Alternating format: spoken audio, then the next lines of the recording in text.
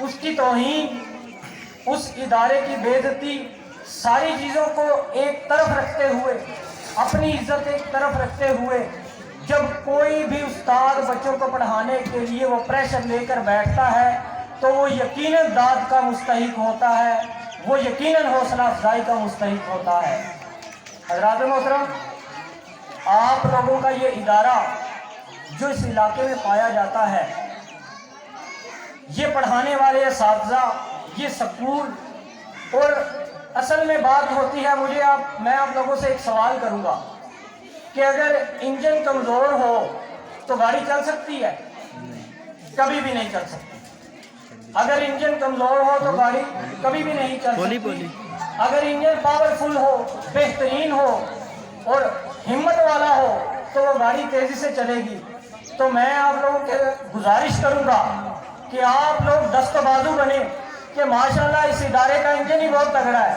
ثقلین رضا صاحب خود ہی بہت محنتی انسان ہے اور خود ہی پاورفل آدمی ہے، تو اتنے محنتی اور اتنے باہمت استاد کے ہوتے ہوئے میں سمجھتا ہوں کہ اس ادارے کی خوش قسمتی ہے کہ آپ کو اس طرح کے استاد ملے ہیں۔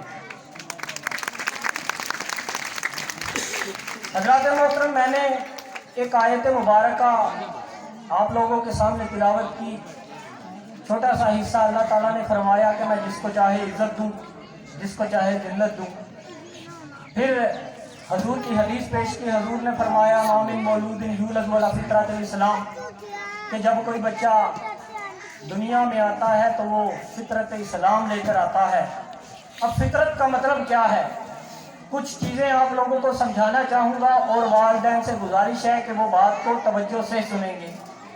فطرت کا مطلب کیا ہے کہ اگر آپ ایک مرغی کے سامنے گھاس پیش کریں، دانہ پیش کریں جو بکریوں کو دیا جاتا ہے تو مرغی نہیں کھائے گی۔ اسی طرح بکری کے آگے گوشت پیش کریں جو خون خوان درندے کھاتے ہیں تو بکری کبھی بھی گوشت نہیں کھائے گی۔ اسی طرح جو جانور گوشت کھاتے ہیں ان کے سامنے گھاس پیش کی جائے تو وہ کبھی بھی نہیں کھائیں گے۔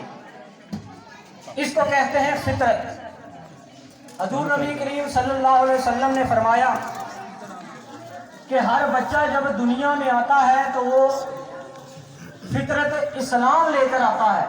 اب اسلام کی فطرت کیا ہے آپ لوگ بخوبی جانتے ہیں، پاکیزگی، عبادت، انصاف، شفقت، رحم، چھوٹوں پہ شفقت، بڑوں کا ادب، اساتذہ کا احترام، والدین کے حقوق اور فرائض، اسی طرح جانوروں کے حقوق اور فرائض، یہ ساری چیزیں اسلام کی فطرت میں آتی ہیں۔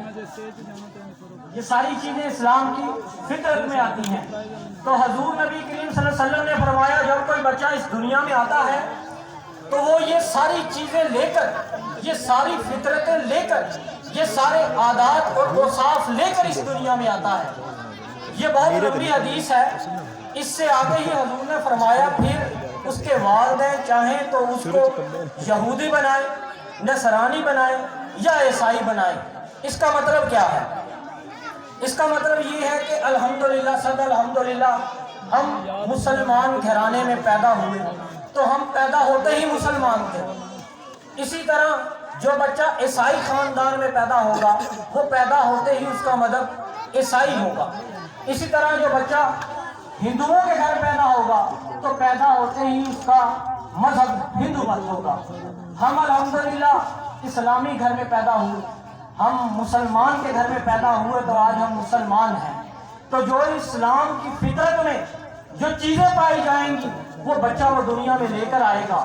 پھر آپ کو پتا ہے ہم نے اپنے میٹرک میں اس سے پہلے پڑھا کہ حضور جوامع الکلم لے کر دنیا میں آئے۔ جوامع الکلم کا مطلب ہے کہ حضور کی تھوڑی سی بات اس کو ترجمے اور تفسیر میں جائے تو وہ ہماری ساری زندگی کو اپنے احاطے میں، اپنے گھیرے میں لے لے گی۔ تو حضور نے فرمایا کہ پھر اس کے والدین چاہیں اس کو یہودی بنائیں یا نصرانی۔ اس کا مطلب یہ ہے کہ جب بچہ دنیا میں پاکیزگی، علم، حلمت، حکمت یہ اوصاف لے کر دنیا میں آئے گا، اس کے بعد والدین کی ذمہ داری ہوگی کہ وہ اس کے اندر ان اوصاف کو آگے بڑھاتے ہیں یا نہیں، اس بیج کو پانی دیتے ہیں یا نہیں، اس کے مطابقت سے اس کو لے کر چلتے ہیں یا اس کے منفی اس کو لے کر چلتے ہیں۔ جیسے ابھی میرے دوست خلیق الرحمان صاحب فرما رہے تھے کہ اگر ادارے میں بچہ 5 گھنٹے رہتا ہے اور اپنے گھر میں 19 گھنٹے رہتا ہے، اگر ادارے میں بچے کو بتایا جائے کہ بیٹا اردو بولنی ہے اور گھر میں 19 گھنٹے پنجابی بولی جائے، تو وہ 19 گھنٹے ان 5 گھنٹوں میں غالب آئیں گے۔ یہی بات ہے کہ اگر سکول کا ماحول ایک مہذب ہو، کبھی کوئی والدین کلیم کرے کہ کسی بھی ٹیچر نے بچے کو کوئی گالیاں سکھا کے گھر بھیجا ہو، کوئی بدتمیزی کے الفاظ سکھا کے گھر بھیجے ہوں، یا یہ کہا ہو کہ یہ بدتمیزی کے چند الفاظ یاد کرو کل تم سے سنے جائیں گے، ایسا کبھی ہوا؟ کبھی بھی نہیں ہوا۔ ادارہ اور استاد ہمیشہ بچے کو اس کے علم کے مطابق، اسلامی طریقے کے مطابق باشعور چیزیں ہی بتائے گا، لیکن جب بچے کو اپنے گھر میں جا کے ان چیزوں کی مطابقت نظر نہیں آئے گی، ان چیزوں میں اشتراک نظر نہیں آئے گا، جب بچہ دیکھے گا کہ مجھے میرا ٹیچر کہتا ہے کہ جھوٹ نہیں بولنا، لیکن میں گھر جاتا ہوں، دروازے پہ دستک ہوتی ہے تو کوئی پوچھتا ہے کہ بیٹا آپ کے والد گھر پہ ہیں، تو بچہ اندر جاتا ہے تو اس کا والد ہی اس کو کہہ کے بھیجتا ہے کہ بیٹا دروازے پہ جا کے کہہ دو میں گھر پہ نہیں۔ اب اس والد نے بچے کو کیا سکھایا؟ اس کو جھوٹ بولنا سکھایا، اس کو دھوکہ دینا سکھایا کہ میں تو گھر میں موجود ہوں لیکن باہر جا کے کہہ دو میں گھر میں نہیں ہوں۔ حضرات گرامی، ان چیزوں سے احتراز کریں، ان چیزوں سے پرہیز کریں۔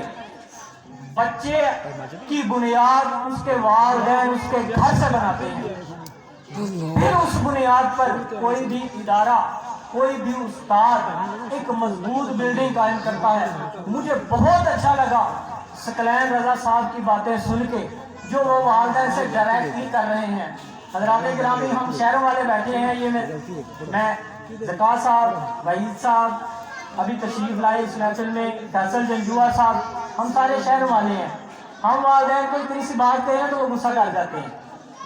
تو میں سوچتا ہوں کہ یہ ثقلین رضا صاحب کا آپ لوگوں کے ساتھ پیار ہے۔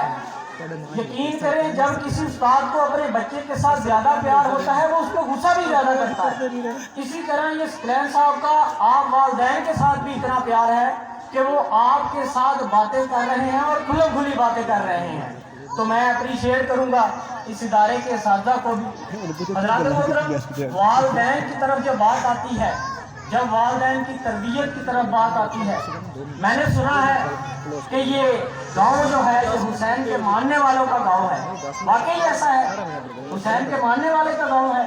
حضرات محترم، تو آئے انہی ہستی کی بات کرتے ہیں۔ آپ کبھی حضرت فاطمہ کی سیرت پڑھیں۔ ماؤں کو چاہیے کہ اپنے بچوں کی تربیت کے لیے بی بی زینب کی سیرت پڑھے۔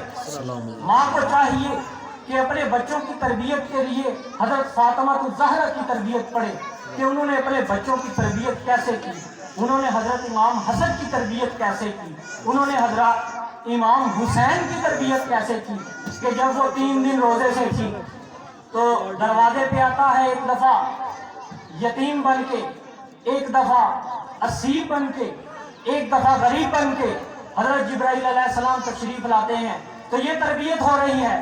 پہلے دن آتا ہے تو کہتا ہے میں اسیر ہوں۔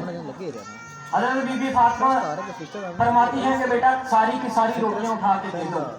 دوسرے دن حضرت جبرائیل علیہ السلام آتے ہیں تو کہتے ہیں میں اسیر ہوں۔ حضرت فاطمہ کہتی ہیں کہ بیٹا یہ ساری کی ساری روٹیاں اٹھا کے دے دو۔ تو حضرت امام حسین ارشاد فرماتے ہیں کہ اماں جان آپ